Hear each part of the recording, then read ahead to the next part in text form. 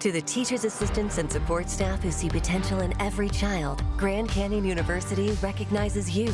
We created the National Center for Teacher Preparation at GCU, along with a generous scholarship, so you can become a licensed teacher with paid benefits. Over 100 GCU alumni have been recognized award recipients, including Superintendent, Administrator, and Teacher of the Year.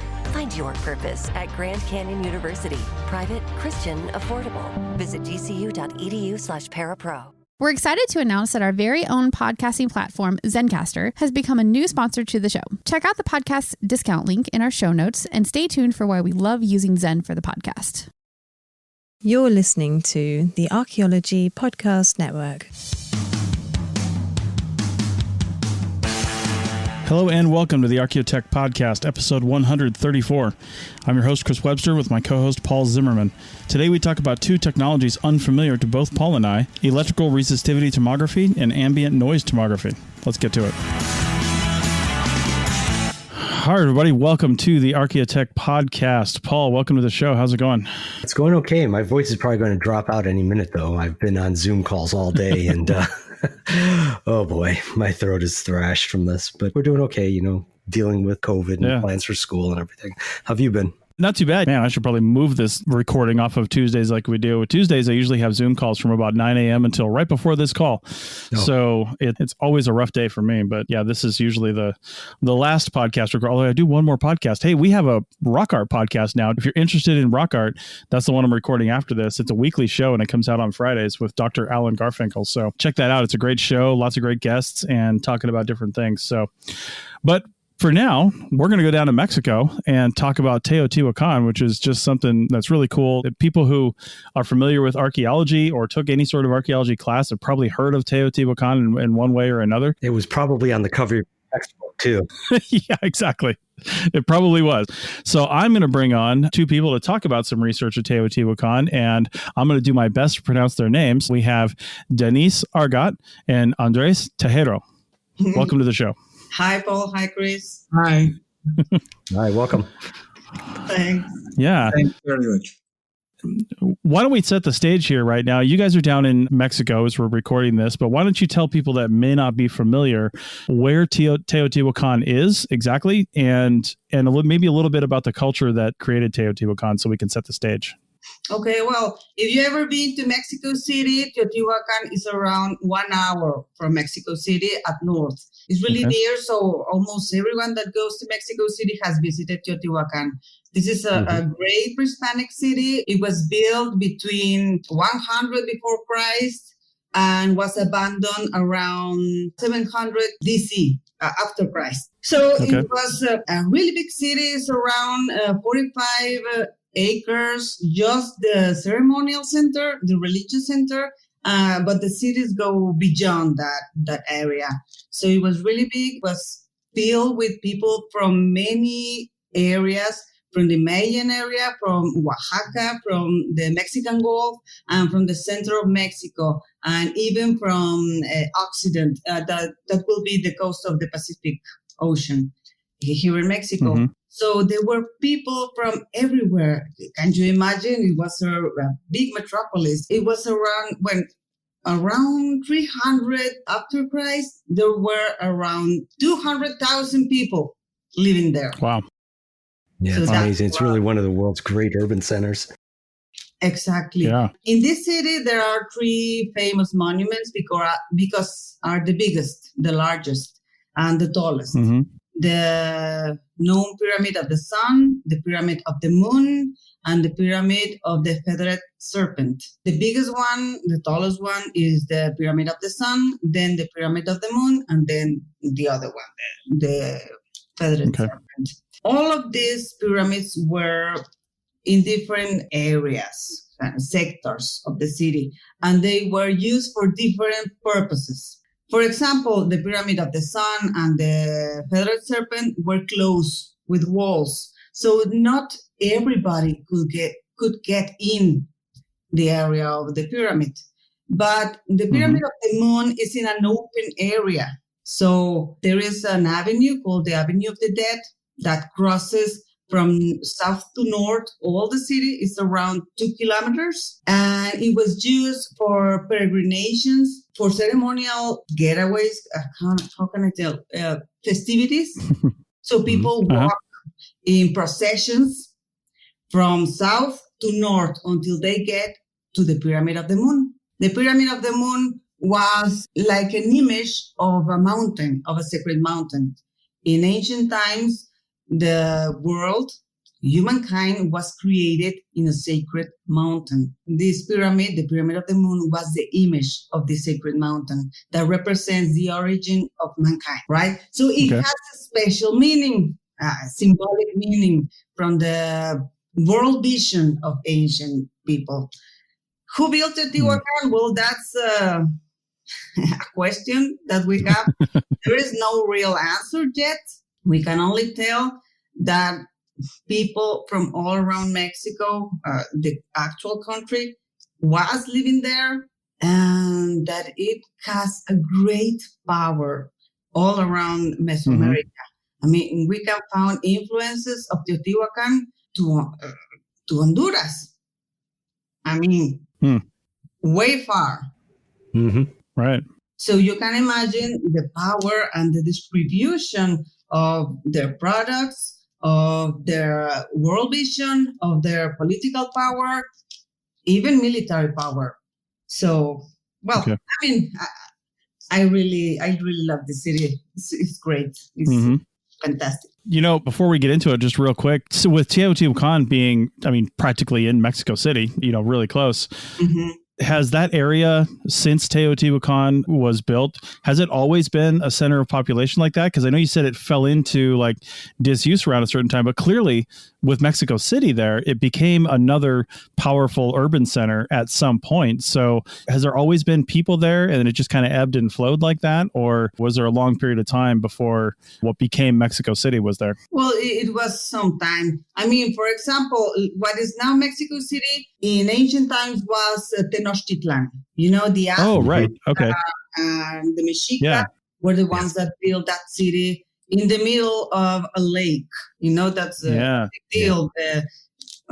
I mean, constructively or architectonically speaking. So the Mexicas and Aztecs were around 1,200 after Christ, and Teotihuacan was gone in 700.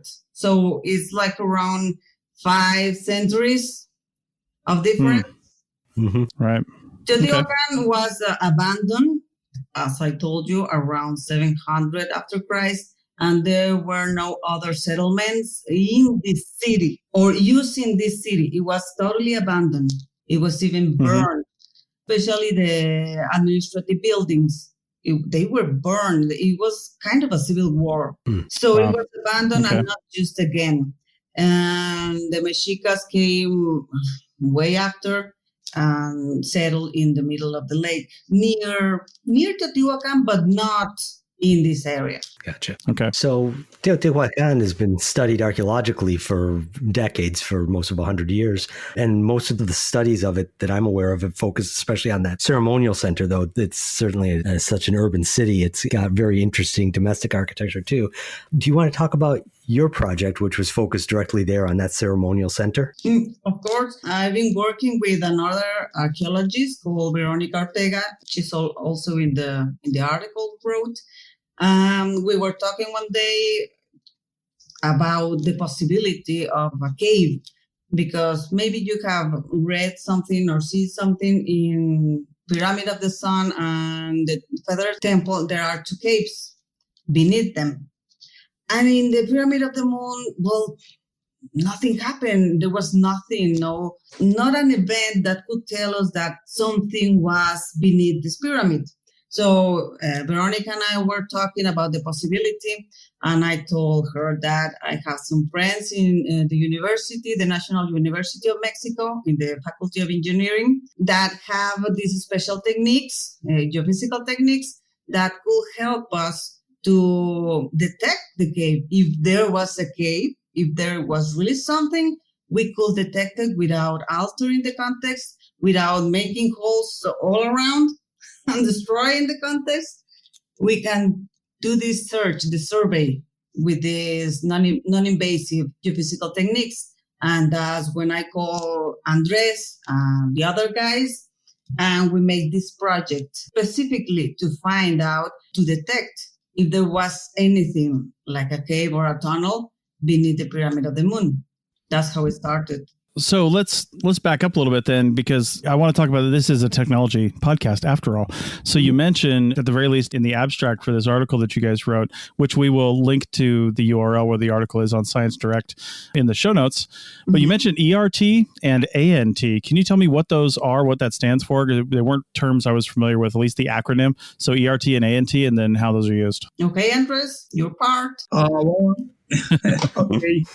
Well, electrical resistivity tomography (ERT) methods is like or similar to medical tomography, but in this case, in this electrical tomography, copper electrodes are buried around, for example, the Pyramid of the Moon.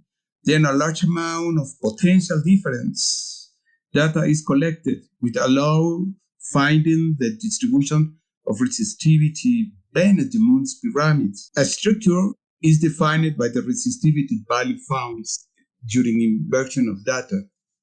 More or less, that is electrical tomography. And the other methods where we needed to use was the ambient noise tomography. It's a seismic technique. More or less, it's the same. A lot of geophones is displayed around the pyramid in the same patterns that the copper electrodes. And we need to use this technique because ERT is unable to discern between a solid structures and an empty cavity, since both electrical anomalies are similar, giving high values of resistivity. The study carried out by Dr. Martin Cárdenas and another of the co-authors of the article, Ambient Noise Tomography, detect a zone of low velocity which match in direction and position with the resistivity anomaly. This low velocity anomaly is indeed associated with a cavity. That with this combining both studies, there is no doubt that we are talking about a cavity beneath the Moon pyramid. Okay. Wow, that's really cool. Basically using two different slightly similar techniques to really define what you're looking for where they cross. That's really cool. So I also want to know why, and we might not know the answer to this question, but you were specifically looking for a cave beneath this structure because there are caves beneath the other structures. And I'm wondering, man, do we have any idea why they may have tried to build these things on top of these caves? Because if you're looking for these subsurfacely, it probably means there's no access to that cave, right? Unless there's some sort of internal access that's been blocked off over time or just hasn't been found yet. But there's clearly some sort of space or cavity under there. So if we can't see that or know it, how did the people that live there know that there was a cave there if they built a structure on top of it? Yeah. Well, with the study we made in the phases of the moon, it looks like sun, but no, we found that there is a kind of an axis, an artificial axis made, man-made, in the east side. If you see the article, if you read it, you can see some of the images, and it seems like someone make a hole, artificial hole, a tunnel in the eastern side. And it's possible because if you look at the other tunnels in the other two pyramids, the access tunnels are also in an east-west direction. That is very closely related to this worldview of where the sun comes out, where the life comes out, in the east, and where the sun dies in the west. So this east-west axis has this special meaning, this magical meaning, we'll say. So it's kind of a pattern. It's a repetitive pattern that you can see in both, in the three pyramids actually. No, this axis in the east and west axis. With our methods, with the electric tomography, we found casually an axis in the east face of the pyramid of the moon. So there was an axis. So there is probably material buried beneath the pyramid in this cavity. And it will be great that at some point in time, we can make some excavations and find out what's inside. Why? Because there is material that could make us know in what time was opened, in what time it was mostly used, which people, which culture was the one managing this area. As I told you, the city is divided in sectors, and in each sector you found preferential material from one culture, let's say Monte Alban or the Mayan area, right? So it will tell us a lot about the origin of this city even, because if we believe that the pyramid, the point where the pyramid was built is over a natural cave, could point out that it was the initial point, the starting stone, like sort of say, of the construction of the city. It will be very important to, in the future, make some excavations and find out what kind of material we have in there, and get some conclusions about this city and specifically about this sector. Okay. All right. Well, I think on that note, we will take our first break and then come back and continue talking about caves and detecting caves on the other side of the break on this episode of the Archaeotech Podcast. Back in a second. Chris Webster here for the Archaeology Podcast Network. We strive for high-quality interviews and content so you can find information on any topic in archaeology from around the world. One way we do that is by recording interviews with our hosts and guests located in many parts of the world all at once. We do that through the use of Zencastr. That's Zencastr. Zencastr allows us to record high-quality audio with no stress on the guest. Just send them a link to click on, and that's it. Zencastr does the rest. They even do automatic transcriptions. Check out the link in the show notes for 30% off your first 3 months, or go to zencastr.com and use the code Archaeotech. That's ARCHAEOTECH. Get 15% off a set of BrakeMess Select, Select Pro, or Import Direct brake pads and 2 rotors now at O'Reilly Auto Parts. O'Reilly Auto Parts. Hi, welcome back to the Archaeotech Podcast, episode 134. Today we're talking with Andres Tejero and Denisse Argote.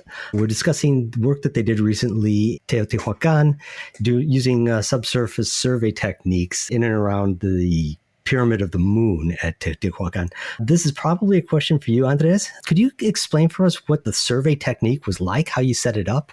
I'm very curious about, in particular, looking at your article, it looks like you're getting resolution down 30, 40 meters below surface, and I'm very curious how that works with non-invasive techniques. Yeah, it's a lot of power. Well, this technique is an special knowing, but we call it not invasive techniques. We have not disturbed the archaeological place we are working. Actually, the depth that we can reach for this depend on what is the space in between the line. For example, each side of the moon. For example, we put electrodes in the eastern side of the pyramid of the moon and western side, and we sense a current to the ground from eastern side, and we are receiving a differential potentials in the east side. Mm-hmm. Well, that distance, that is the largest dimension of the pyramids, we are reaching a 30-meter, a theoretical depth of 30 meters, more or less. This technique has some problems also. This technique has a very high lateral resolutions, but it has very poor sensitivity in the vertical directions. then we can make or we can have some error in the depth to the structure that we are looking for, more or less. But we are right in detecting the structure. More or less, that is the problem with these techniques. But we can see actually the structures. The other technique we are using was the two-dimension electrical resistivity tomography in the eastern side and the north side. But this is a very common technique used in electrical tomography.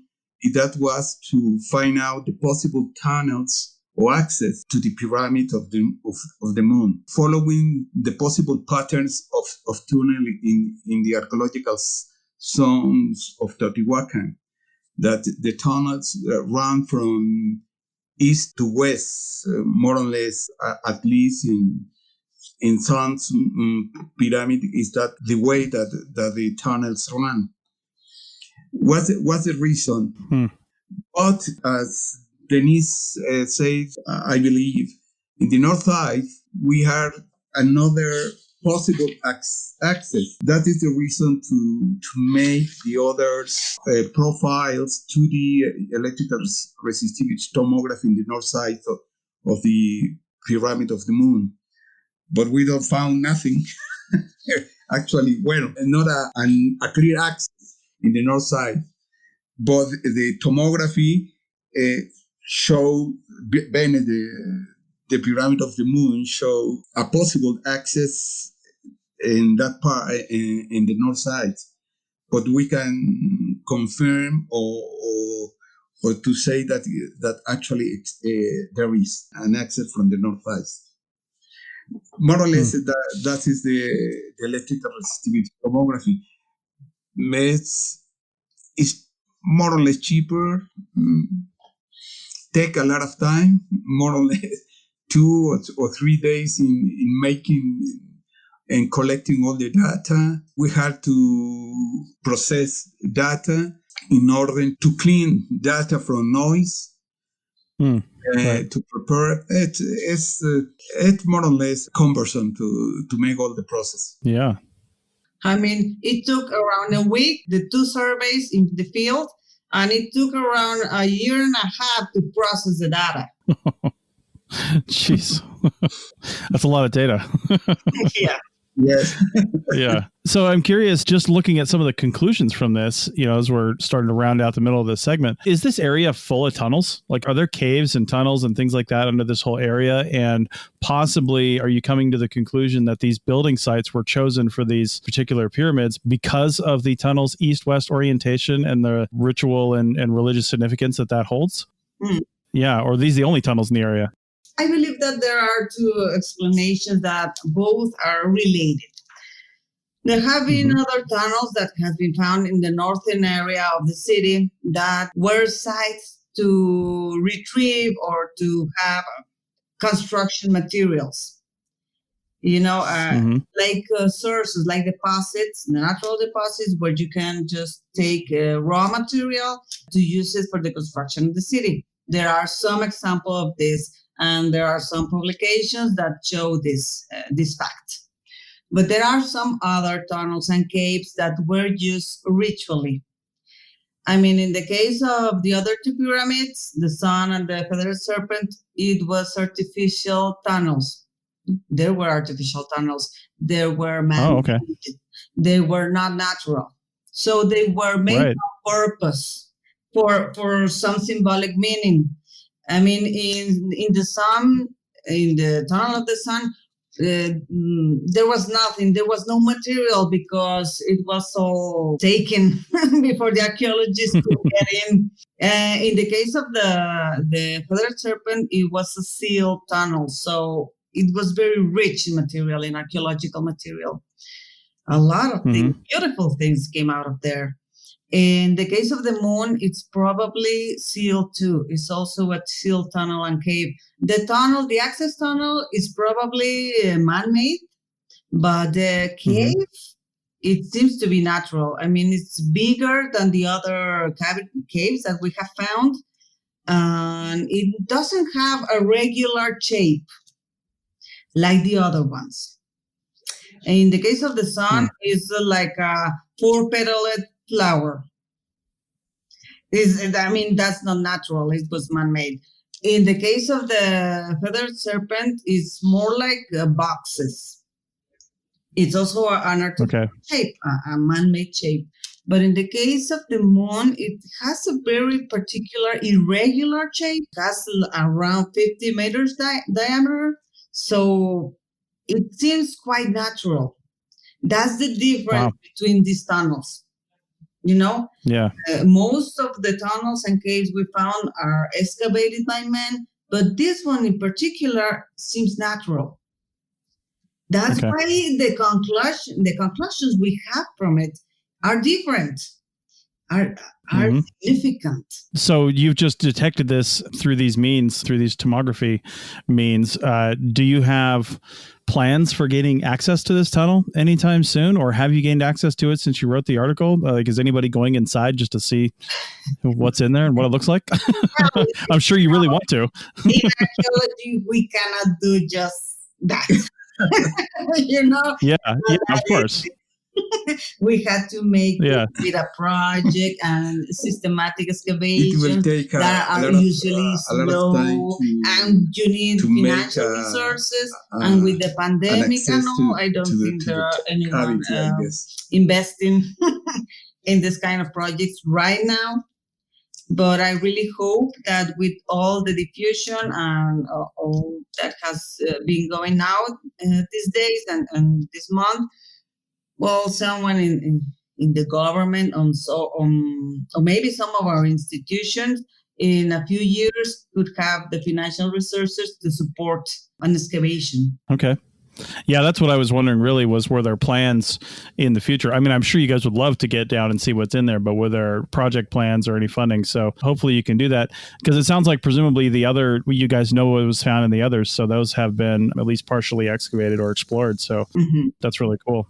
What new, or are you guys looking at any new technology or anything else that hasn't been used down there that you'd like to apply to some of this research or some of the things you guys were looking at to use down here? Well, I mean, for once, the tomography that Andres and the people in the faculty are employing is really innovative. It's non-conventional. There are not even adequate software to process the data. I mean, that's why he took more than a year to process the data. There are no software to process this kind of arrays. So this is very new, and I don't know. For me, it's fascinating.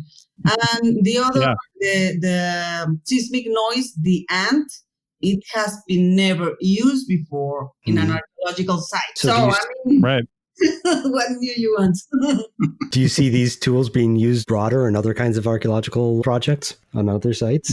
Only we have used this kind of arrays. I mean, I know electric tomography has been used in some other archaeological places and historical places, but the way that Andres and the people in the UNAM use it is quite different and has only been employed by our team in archaeological sites.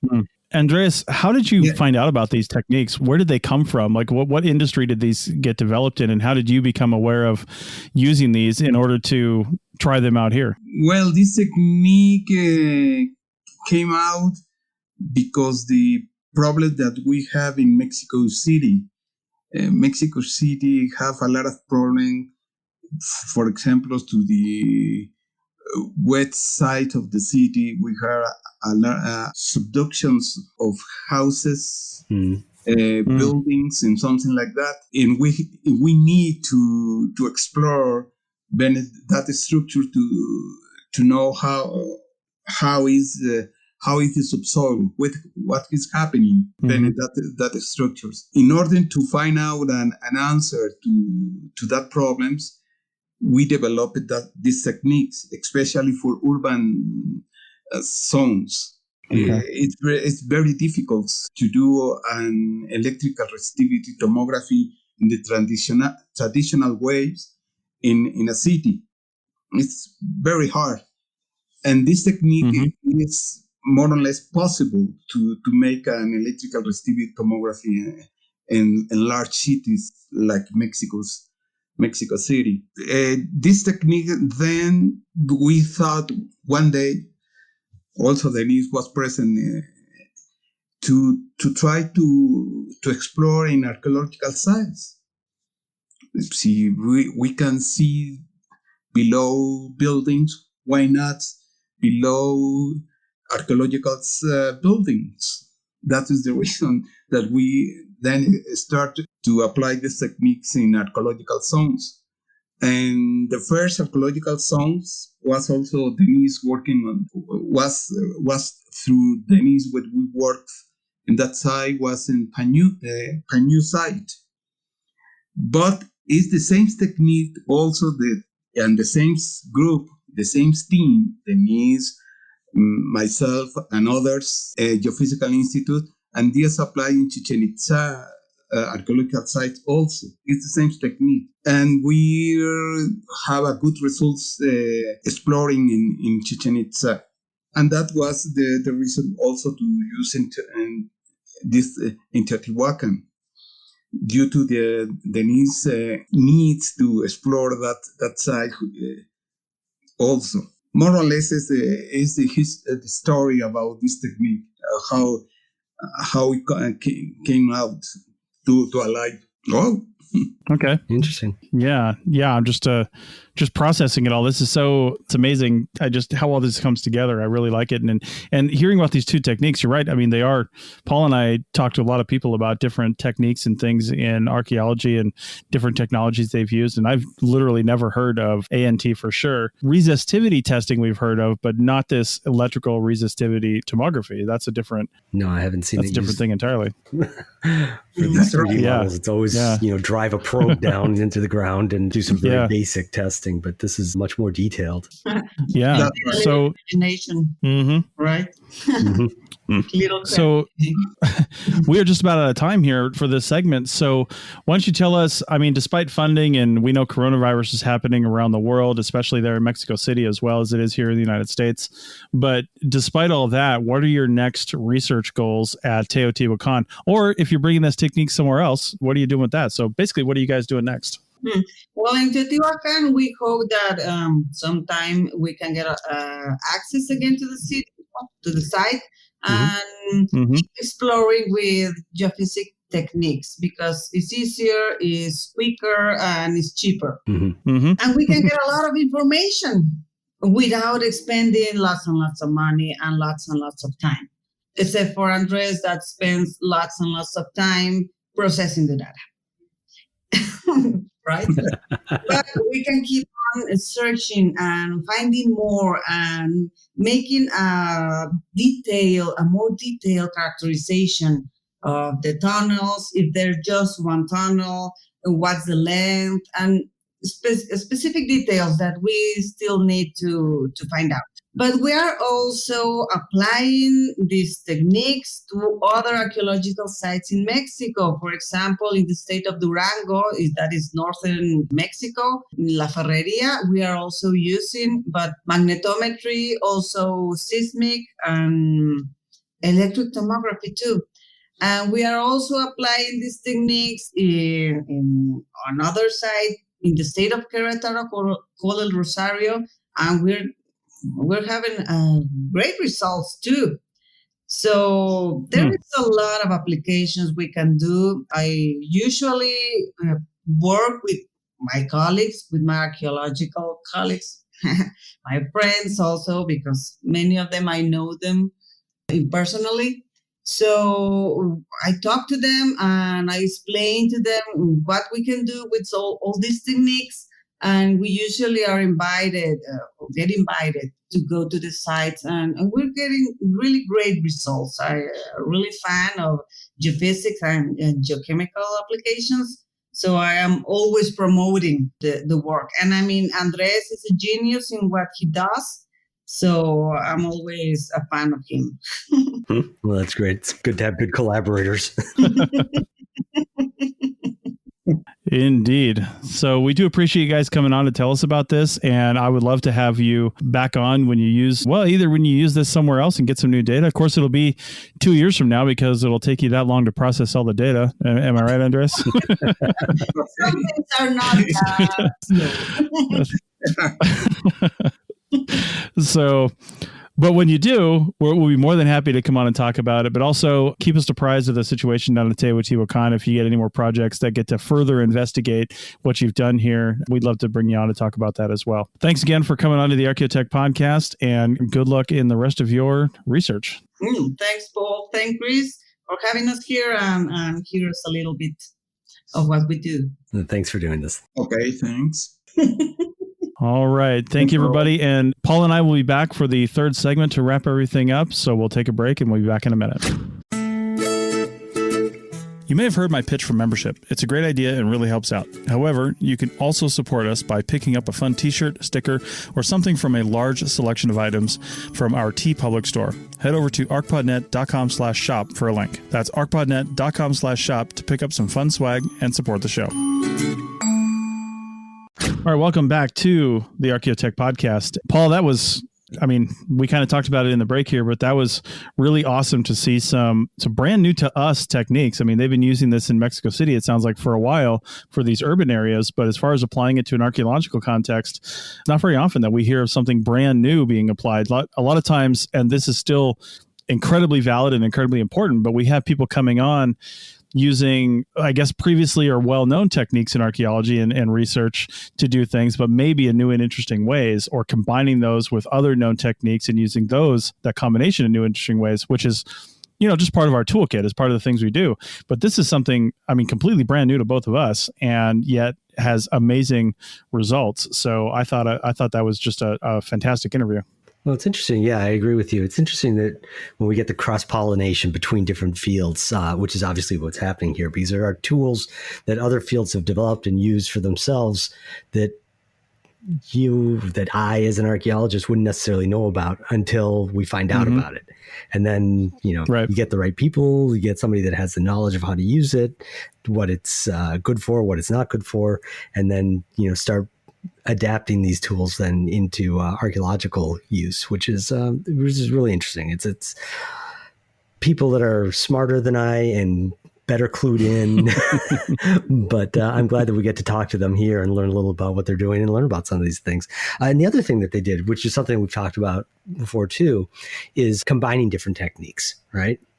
Yeah. Knowing what the blind spots are of technique A, and then using technique B to verify, to fill in those holes, to augment it in various ways. And that's something that a lot of people do, and it's nothing new to science. A lot of practical science works that way. But again, here's two techniques that we weren't familiar with getting applied in a novel manner to answer an archaeological question.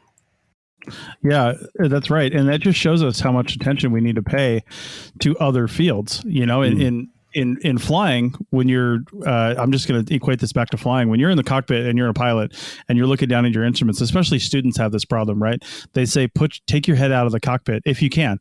Like if you're in instrument conditions, obviously you're looking at the instruments, but if you're not, students will have a tendency to focus on the GPS, focus on the airspeed indicator, focus on the altitude and things like that, and not actually lift their head up and look around them. And sometimes as archaeologists, we need to lift our heads up and look around us to other industries and other techniques. And a lot of times, especially like in CRM, what I'm doing, we're on construction sites and we're on mining sites and we're on other places doing monitoring where people are using some pretty advanced techniques to do different things. I'm just thinking about, not that this is applicable to us, but I'm thinking about like those, bulldozers creating a pad or something like that. They all have this highly super sensitive GPS unit on it that is also part of a leveling system. And I'm probably combining two different technologies, but they're basically using that to get, almost millimeter accuracy on the levelness and depth that they need to go to create these pads and stuff like that. And these other techniques, if we just look around and say, man, how can we actually apply that to archaeology? But you got to pay attention to those things and look at it. I'm glad somebody like Andres was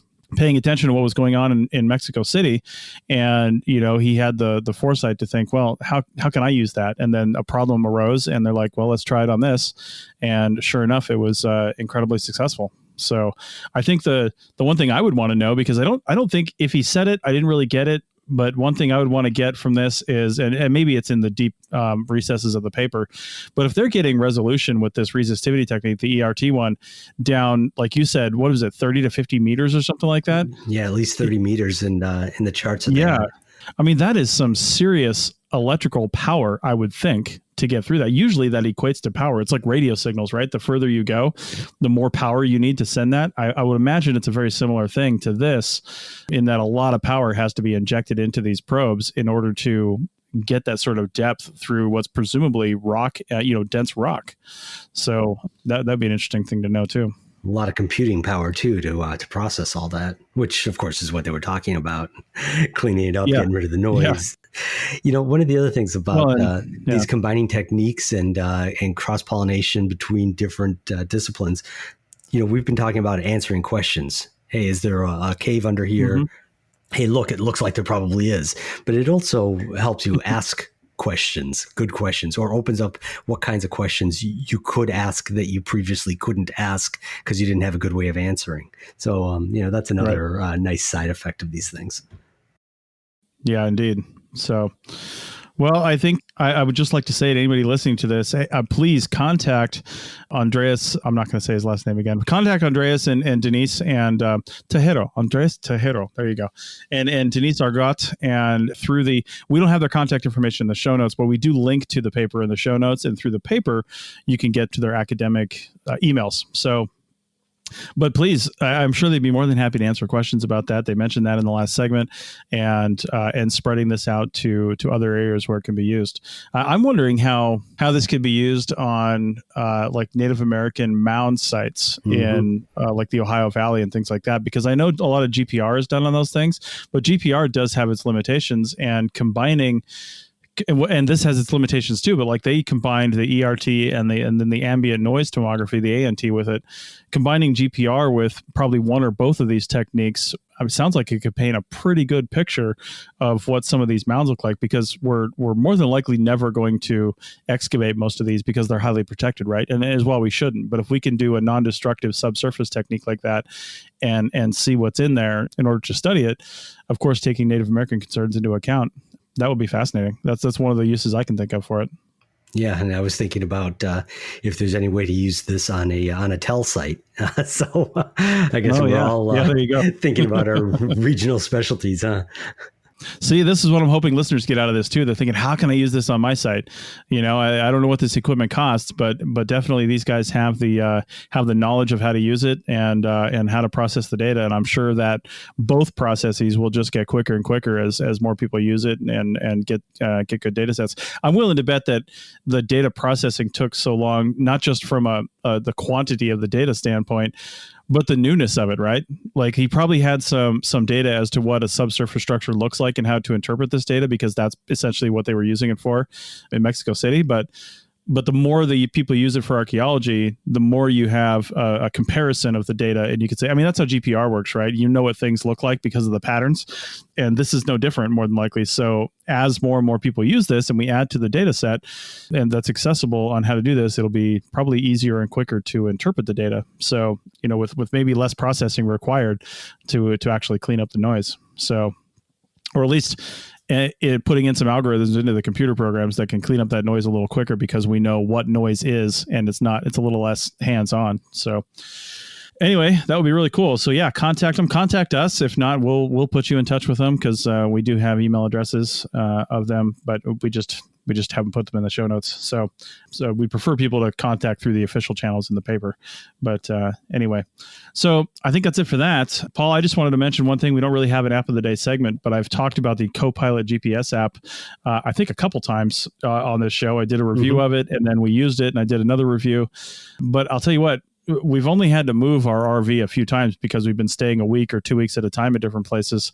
But each time we do, we use this application, and I'll tell you what, it's got some pretty severe limitations that are really sort of irritating me. And I'm going to be on the hunt for something else that has these RV size restrictions in it and adheres to those on the map. Because one of the things it does, like for example, we were at a location on Saturday, we were heading up to another location, and we were just looking on Apple Maps, and it gave us a couple different options, right?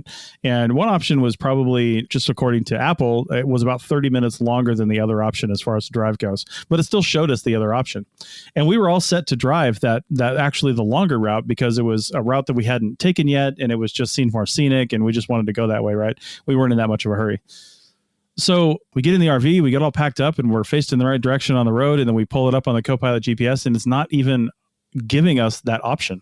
Like, it's not even there. It's only giving us the other route that was quicker. And the thing I don't know is, was it doing that because there was some sort of obstruction or low bridge or weight restriction that we were going to exceed with the RV, which is why it didn't offer up that other route? Or was it simply the threshold for distance was too long? Like, it wasn't going to offer us a route that was 30 minutes longer than this route, but maybe it would have if it were 15 minutes or 10 minutes or something like that, because it has offered alternate routes in the past, right, when they're closer in time. But it's not giving us any sort of reason. If the reason is it's just too long, I just need to know what that threshold is, fine. But if it's not giving us another route because X, I feel like I want to know that. You know what I mean? I want to know what's causing it to make that decision. But then I guess, where does that end? Is it going to give us why it's not going to tell us all the possible routes? I mean, there's potentially hundreds of ways you could get to one location. I don't really know. The other thing is, the tablet that I'm using this on is not typically connected to the internet. And this is a Trimble created application, and it gets real mad at you. It'll let you use it if you're not logged in, but it says enable access for 1 day or enable access for 2 days or something like that without logging in. So it'll let you use it, but you got to log in once every day or two in order for it to recheck its license. And I'm like, man, I bought this through the App Store. You should just have an internal clock and know that I have license to use it, and stop irritating me. No, Trimble's not going to do that. Trimble's definitely not going to do that. Oh, man. Those are my two big complaints. Otherwise, I guess the other one, I do have one third complaint, which is the search functionality. It's absolute garbage. If you don't download the maps for offline use, you can't actually search in the state. So, because we were in Oregon, I think, and I didn't have Washington downloaded. So it wouldn't even find an address, even though I had it online. Like, it was connected to the internet. Wouldn't even find the address until I went and downloaded Washington to the tablet. And I'm like, Weird. Really? You wouldn't even search for it? Like, that's a basic map function, and it wouldn't even do it. But, the biggest reason we're still using it is that hopefully it prevents us from scraping off the top 2 feet of our RV when we go under too low of a bridge. And I guess that's worth it in the end. I'm just here nodding. Yeah. I already told you my story about driving a truck where I shouldn't have because of the GPS. So, I'm just shivering. Yeah. Well, and I showed my wife a picture, some RV group we belong to on Facebook. Somebody put a picture in there of they had clearly already backed the RV up, but it was probably a 40-foot Class A, and you could see the inside of the front half of it, because it really was, the bridge was probably 2 feet too low, not just scraped off the air conditioners. It really did destroy the entire, like, half of the RV. They must have been moving too. They hit that bridge and it went down probably 20 feet of that RV and just scraped off the top 2 feet of that whole thing all the way back. And it was like, oh my God, that's like my worst nightmare right there. So don't do that. I know. Well, I haven't even actually gotten out and measured to the top of this thing. I'm going off the manufacturer's specifications, and I'm like, sometimes it comes down to the inch, because we're 12 feet 9 inches according to the manufacturer to the top of the air conditioner. Wow. And some of these bridges are like 13.5. Like, yeah, that's a little close. So anyway, that's all I've got for that. If you've used an application that could help me out, please let me know in the comments to this episode, or send us an email. And I'll take a look at it. So, all right. Anything else, Paul? No, that's pretty much it. Just wash your hands. Oh, and wear a mask. And socially distance. And wear a mask. Let's stop this already. Yeah, indeed. So, hey, I just want to put one more plug out there. we had a tragedy in the archaeology community in Nevada. And I just want to say, I put this out to all our hosts of the show, but if you're having any sort of issues, I mean, feel free to contact us, even if this is what I told to our hosts at the APN. I was like, sometimes you just don't want to talk about your personal problems, and I get that, but sometimes you just want to talk to another human being. So make something up, send us an email. We'll respond to it and just, have some human interaction. I think that's causing a lot of people some stress these days, is the lack of human interaction. So if you're listening to this, if you're hearing our voices, feel free to just send us a quick email and say, hey, I was thinking about this. What do you guys think about that? We're more than happy to chat through that interface and just, keep the conversation going. So, okay, that's all I've got. Thanks everybody for listening. Thanks Paul for joining, and we'll see you guys in 2 weeks. Take care.